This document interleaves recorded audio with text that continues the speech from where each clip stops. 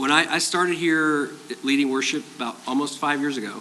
It's September of '08 when I started.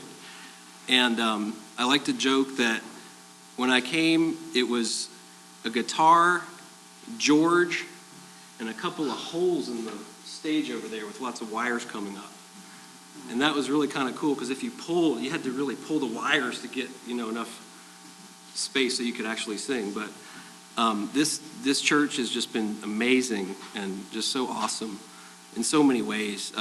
And I feel like I didn't really do anything. I just showed up.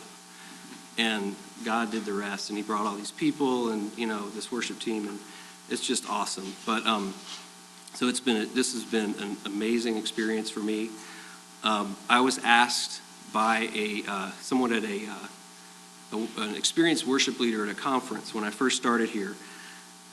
He presented this question. He said, "Is it your goal to lead songs in your church, or is it your goal to develop mature worshipers?" It's kind of a loaded question, because essentially anybody can lead songs.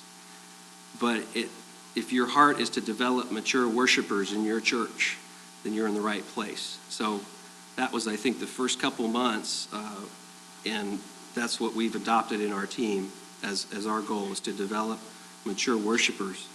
So, and that's not just in our team, but as a church. And you guys are the fruit of that. A lot of people have come and gone, but I think that, and I hope this is true, that we've developed some mature worshipers in our church. A couple more things real quick, and then I'll shut up and let our pastor take over.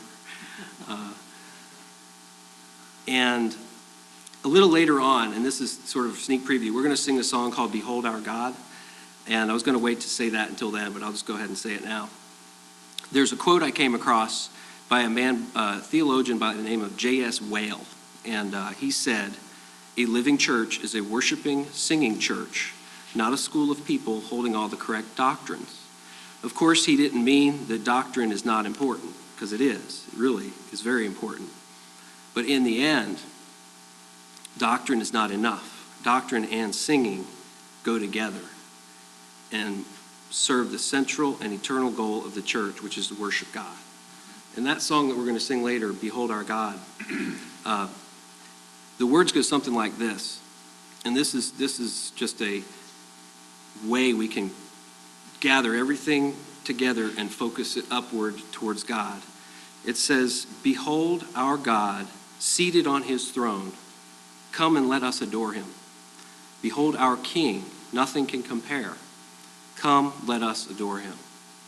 So as you guys are as we get to that song, I want you to be thinking about that as we sing that, and just remember that it all revolves around Christ.